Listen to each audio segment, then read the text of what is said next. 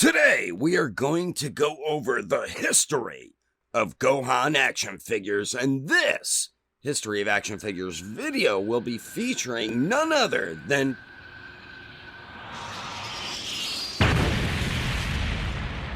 Hey guys, this is Starblast Studios. And me, Champ Animation. So, intro, input!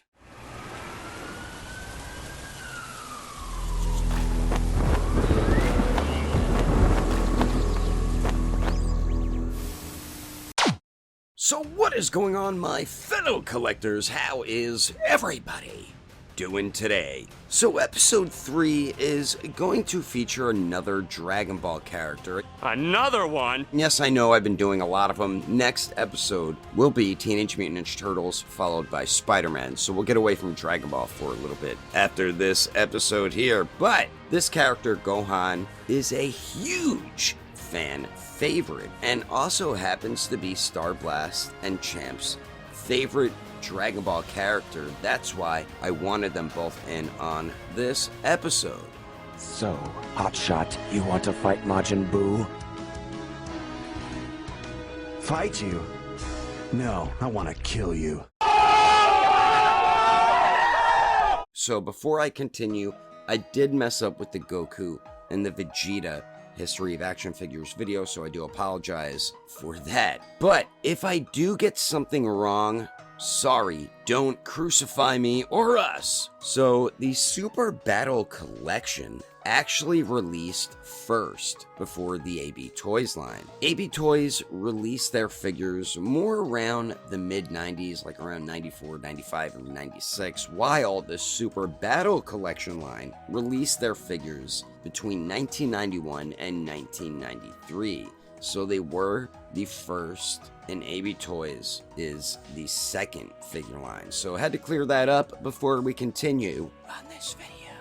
So, AB Toys, which was a French toy company that released their line sometime in the mid-90s, their scale was more around like 5 inches. These figures had either very little to almost no articulation. It was very minimal. They also had a few model kits in their line with rubber clothing, and yes, one of them was Gohan. These figures were mainly sold individually, but also sold in 2-packs as well. They also did make like 1-inch-ish to 2-inch figures in their line, and there were more like pre-posed figures, but some of their 5-inch figures were actually re-released by Irwin Toys. When Irwin first started out making Dragon Ball figures, they did repackage some of the AB Toys 5-inch figures into the US. AB Toys also made some cool movie characters like Janemba, Bojack, Tapion, and a couple of the others like Android 13, 14, and 15. What's crazy is we haven't seen any of those movie characters in the SH Figure Arts line yet. What in the heck? Moving over to the Bandai Super Battle Collection line. Now this line wasn't around for too long. I think it was around for about a year, but they did release a good chunk of Gohan figures. The Super Battle Collection figures released when GT was airing, so as a result of that, we got some GT and Z versions of the character. They made a couple versions of Cell Saga Gohan and Adult Gohan, plus one from GT. The line was pretty good for that time, because they gave you all the figures with the shirts and accessories so you can have a battle damage type look without the shirt.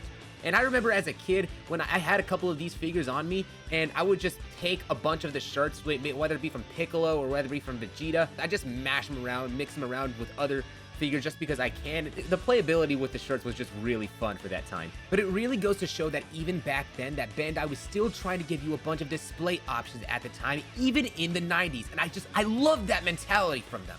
Next up of the History of Gohan Figure Express I'm never saying that. What? I'm not saying this. Alright, next up is the Toynami toy line. Sheesh, try saying that 5 times fast. As we went over in the Goku video, Toynami didn't make a lot of figures, but they did make a few. Mostly 2-pack sets, and out of all 10 of those figures, we only got 2 Gohans, and they were basically, you know, the Buu Saga Gohan, one Super Saiyan and one not Super Saiyan. They were a lot smaller in scale, kind of like the size of Mini-Mates. but they didn't last too long. Their packaging did look very similar to Irwin Toys packaging. This was a nice little collectible line. I remember seeing this once in a Shonen Jump magazine a long time ago when I was a kid. Unfortunately, I never bought any of these, and I never seen them in any toy stores, so they were kind of hard to find and a little bit rare. So now for one of the bigger and more well-known toy lines when it comes to Dragon Ball figures, we have Irwin Toys.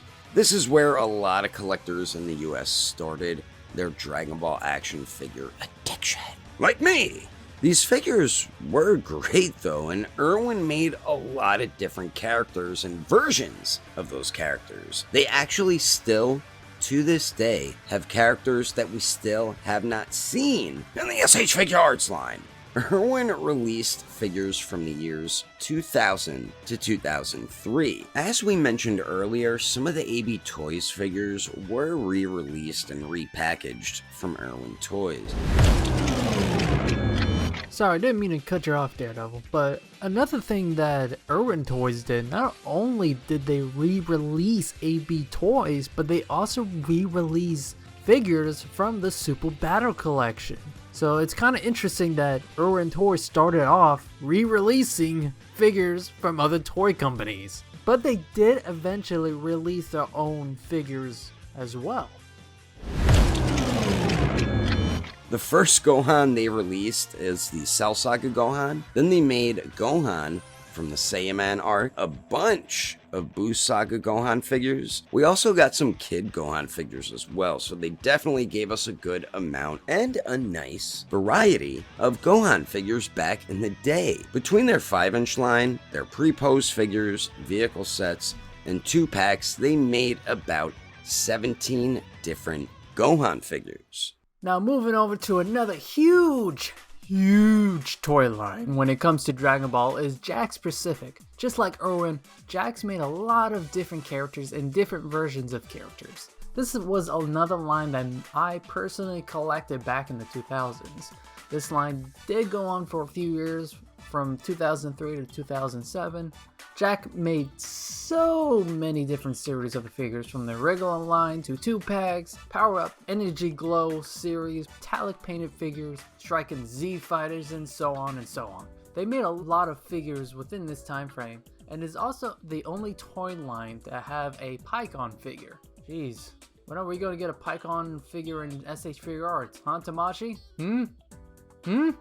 So Jakks made around 21 different Gohans, from Kid Gohan to Teen Gohan to Boost Saga, Great Saiyaman, Mystic, or Ultimate Gohan.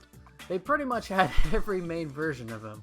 If you were a Gohan collector, you'd be definitely satisfied with what Jakks made. Jumping back on the Gohan figure express to Japan, then back to the US, we have the Bandai Ultimate Figure series. This line was releasing in Japan and got re-releases by Jakks in the US. This was another line Daredevil 19 liked, even though the figures really weren't that good, but at the time they were probably some of the best articulated Dragon Ball toys. The Ultimate line didn't release too many figures, so really just one Gohan. But an important factor about this line is that it changed the way that figure collectors looked at action figures, because we started getting accessories, like alternate hands, and even some characters that had alternate head sculpts like Piccolo. So back then, this is when action figures started to evolve into what we have today. This line also stopped with those stupid action features, like Irwin Toys, or pre-pose positions, or like AB Toys. Thank God for evolution. Now, for me, this is where it all changed. The Bandai Hybrid Dragon Ball line. This was a 3 3/4 inch scale line. Not my cup of tea, but this was my Dragon Ball figure line at the time, and the best articulated Dragon Ball figures back in like the mid 2000s. They did release figures from around 2006 to 2008. I didn't really discover them until about 2010, so I was a little behind when they were releasing figures. But I had most of these figures, or possibly all of them, but once again, another figure line that I think changed the way we looked at action figures, or Dragon Ball action figures, because this line included alternate hands and alternate heads, plus we got translucent Dragon Balls for the very first time, which was pretty awesome. The hybrid line made about 25 figures in total, and 2 of them were Gohan. They made a Cell Saga Gohan, and he was included with alternate hands, plus the Piccolo cape that you can swap out with an upper torso piece to have Gohan without the cape. And they also made an Ultimate Gohan, and that figure had alternate hands, plus a powered down and Super Saiyan head sculpt. 2 words: display options. Bandai definitely was ahead of the curve back then. A quick note, between the late 2000s and early 2010s, we had another import company releasing Dragon Ball figures that not a lot of people know about. Of course, I'm talking about the Unified Ultimate Evolution Saiyan figures. Basically, they were 3 3/4 inch figures that came with a ton of accessories like alternate heads, diorama pieces, aura effects, alternate hands, minifigures, and so much more. They only made 1 Gohan figure to be exact, and it came with a Super Saiyan 2 Gohan minifigure. It also came with a future Gohan base form head and 2 Super Saiyan heads, with one having wavy hair like the wind was blowing it. Unified also made statue figures, only 3 from the Saiyan saga, and they also made minifigures like AB Toys, although they only made a Kid Gohan though. Moving over to the most popular Dragon Ball action figure line that most of you who are watching collect, along with the 3 of us in this video, and that is the SH Figuarts Dragon Ball line. Oh yeah! For those of you who don't know or remember, this line began back in 2010, and I remember it blew everybody's minds when they originally came out. For me, the SH Figuarts Dragon Ball line was my very first introduction to SH Figuarts, and I know that that is the case for a lot of people, but at that point in time, it was so great because it was the very first line that I've ever seen where you would actually interchange the faces with the hair. I mean, that's so common nowadays, but at the time, that was revolutionary. And I remember just being so addicted to this line. Like, I wanted to get every single figure. You know, the line itself was just so addicting to collect. Like, when they introduced all these other figures from throughout Dragon Ball and some movie characters, I can go on about how amazing it was to be collecting Dragon Ball figures at this time. Like, not as much now because of premium Bandai, but it was amazing and super fun at the time. Just, it was a great time to be a collector. Now, when this line began, we got 3 characters first released, and they were the manga versions of Piccolo, and then Super Saiyan Goku, and then Cell Saga Super Saiyan Gohan. Everyone wanted that Gohan figure, especially in 2012 when SDCC came around with the exclusive anime-accurate colored repaint of Cell Saga Gohan. So Gohan came with, I believe, 5 interchangeable faces, as well as a Piccolo cape and the Super Saiyan 1 and Super Saiyan 2 hair sculpts, and it was just a very, very healthy amount of accessories, along with the interchangeable hands that they gave you at that time, which today you just don't see SH Figuarts handing out a lot of accessories like that for figures. But regardless in the difference of how much accessories we get then and now, the SH Figuarts line is still going strong today and is one of the most dominating figure lines. It is easily the top Dragon Ball toy line to date. As of now, Tamashii Nations has put out 9 Gohan figures, plus a 10th on the way this summer, which is Beast Gohan, as well as the event-exclusive 2-pack, you know, Super Saiyan 2 Gohan with the Ghost Goku. But there's still a lot of Gohan figures they need to make, like a updated regular Cell Saga Gohan, or like a based form version of Cell Saga Gohan, or Future Gohan, which is the Gohan figure that I want the most. But as we mentioned, Tamashii Nations is still going strong today and will for years to come, so I'm sure that we will eventually get a Future Gohan or these other variations of Gohan throughout the line. Let's just hope that they're not premium Bandai exclusives. Alrighty, continuing on over to the Shoto Dragon Ball line. As I said in the Goku video, this I felt like was like a revival of the Bandai hybrid line. The 3 3/4 inch figures aren't as popular as they used to be, plus we didn't have all these different options with Dragon Ball figures in the mid-2000s that we have today. But it does seem like they don't make figures anymore. Like I said, 3 3/4 inch scale figures really aren't that popular. I didn't even like them back then, but that was our only options. But they only did release 1 Gohan figure, which is kind of odd, but they didn't make too many figures to begin with. Now moving on to Figurized Standard Model Kit line. The line began in 2016, and just like SHF, they are still going on today. Although they've kind of pumped the brakes a little bit and not releasing as much as they used to, but they did just release a new 2.0 Vegeta model kit, which actually scales very well with the SH Figure Arts Vegeta. They didn't make too many Gohan figures yet, but they did start off with the Cell Saga Super Saiyan 2 Gohan, and then later down the road made an adult Future Gohan and an Ultimate Buu Saga Gohan. It was basically two figures in one. You had one head that was the Future Gohan, Super Saiyan, and then the other one was Ultimate Gohan. They also had a Gohan Super Saiyan 1 head that you bought with the Piccolo model kit. It was like an additional accessory piece that you could put on your Cell Saga Gohan. So many display options, and you can buy multiple sets so you could have different Gohans throughout the Dragon Ball Z timeline. Since they recently updated the figures model kits, we are hoping for a new updated Gohan. I would like a early Buu Saga, and I can see them doing either a Beast Gohan or maybe a Power Down Gohan from the superhero movie. For the next toy line, wait, it's me again? I'm doing this? Oh, okay. Well, Now the next toy line I want to talk about is the Bandai America Dragon Stars toy line. This line started in 2017 and are still currently releasing figures today. This is a more affordable Dragon Ball line if you can't spend too much money on the Tamashi's SH Figure Arts line. This line will only cost you around $20 to $30 per figure and is a great way to collect characters that Figure Arts line haven't made yet, like Kale, Janemba, SSJ4 Gogeta, and even Omega Shenron. At this point of time, Dragon Stars have made 9 Gohan figures, not counting Dragon Stars Flash or Limit Breakers, starting from SSJ1 Gohan from the Cell Saga to Beast Gohan from Dragon Ball Super Heroes. Hopefully Dragon Stars will make a future Gohan or even a Great Saiyaman version. That would be cool. This is a great alternate line for those just getting into Dragon Ball and want to start collecting.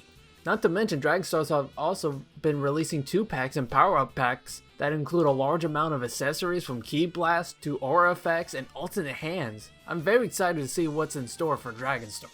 Next on the History of Gohan Figures Train Express is another Bandai America line, and that is the Evolved Dragon Ball figure line. Cutting you off again. Sorry about that, Daredevil. So another video editor's note. So originally we said that the Dragon Ball Evolve line didn't have any Gohan figures. Well, this year the Dragon Ball Evolve did announce in 2023 that Gohan is actually getting his old Evolve figure. One Super Saiyan and one in his ultimate form. So, yeah. We only got 2 Gohan figures in the Evolve line. But hey, it's something. Let's continue on the Hogwarts Express. The History of Gohan Figures Express. what's up with you and the express train thing? Guys, can I do my segment now? Third-party companies have the opportunity to make a lot of releases that SH Figure Arts and Tamashii Nations just would not be able to produce. A common thing that third-party companies often would produce are accessory kits. Basically, head sculpts that you can put on your SH Figure Arts figures. Companies like Demonical Fit, Kong Studio, DL Customs, Tozen Arts, they all have their own sets that you can purchase in one way or another. We see head sculpts being more common when it comes to Tozen Arts and DL Customs. Well, we'll get into DL Customs later. But one thing that Demonical Fit has specifically done is make us a 2.0 Gohan, which I can dog on this figure for just how funny the face sculpt looks, but I gotta do my job here. Basically, 2.0 Ultimate Gohan. Stern face looks cool, smirking face looks great, teeth gritted face looks questionable, and then yelling face looks like what the hell is going on. But the interesting thing about this set is that they did include a Super Saiyan hair sculpt to go along with this Gohan, which even with weird faces, it's still cool that they did include something like this, but I'm pretty sure the only reason why they did is because they were simply trying to combat the SH Figure Arts event exclusive Ultimate Gohan, which was only done with the 1.0 body because, you know, most event exclusive figures are, but I digress. The only other thing that we've gotten from third-party companies related to Gohan would be the DL Custom Gohan Beast, some Super Saiyan Gohan hair, and Ultimate Gohan. All of these sets are very good. The detail among the DL custom faces are very expressive and are just so different from the regular style that you would normally see from SH Figuarts. One of the things that you can directly compare from them is the differences between the red eye teeth grid facial expression from SH Figuarts and DL Customs from the scene in which Gohan is about to go beast mode. DL Customs absolutely killed it with this facial expression. And what's really cool about these sets and the third-party company figures altogether is that they're able to release stuff at a faster pace at a lot of points than SH Figuarts themselves. The thing that's really good about DL Customs is that they basically made a Super Saiyan variation to put on the Ultimate Gohan body, which is something that with SH Figuarts you can only get if you purchase the Gamma 1 figure. And where unfortunately these head sculpts did sell out very quickly, a lot of people were able to fill in that void in their collection simply because of the fact that they did not want to purchase the Gamma figures, and I know a lot of people do actually prefer the look for DL Customs over the SH Figuarts variant anyways. It goes back to what I'm saying earlier, third-party companies are able to provide things that SH Figuarts simply doesn't in a lot of areas, and you know, with everything that they've made, we're soon to be getting much more variations of Gohan. A good example right now is Demonical Fit making us a future Gohan, assuming that they're actually going to release it. Why haven't we seen future Gohan yet? Give us future Gohan. You gave me GT Goku, now give me my future Gohan. So even though these aren't official figure companies, they know what fans want, which is why these third-party companies are doing as good as they are. Options with collecting Dragon Ball figures now these days are endless. Now these days we have so many different options when it comes to Dragon Ball figures, from 3 3/4 inch scale to 4 inch to 5 inch to 6 inch and even 12 inch. We have gotten extremely spoiled with Dragon Ball toys or figures, and we love it. There's so many options we could choose from. Now go all the way back to the Super Battle Collection, AB Toys, Irwin Toys, Jax, and just seeing the evolution of Dragon Ball figures is amazing to where we are at today. From barely having articulation to now getting the most highly articulated versions of these characters. In this case, Gohan. So let us know in the comments some of your favorite Gohan action figures from any of these toy lines we covered. For me, I love SH Figuarts, and that's probably with most collectors. And Figurize is another one. That is another good line I enjoyed today, and the third-party companies are just absolutely killing it too. And also, can't forget to thank Starblast Studios and Champ Animation for joining me in on this video. So thank you, fellas. Hey, thanks for having us. I mean, we had a great time being on this video. Just that next time we'll be sure not to drop a spaceship on top of you. Sorry about that.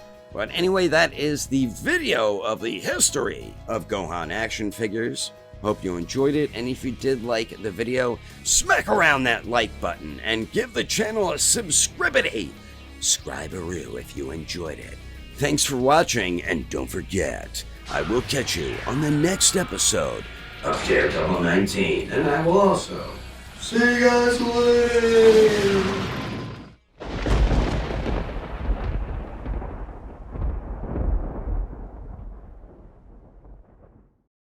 You know, I just realized something. I forgot to mention it. He just stole our ship!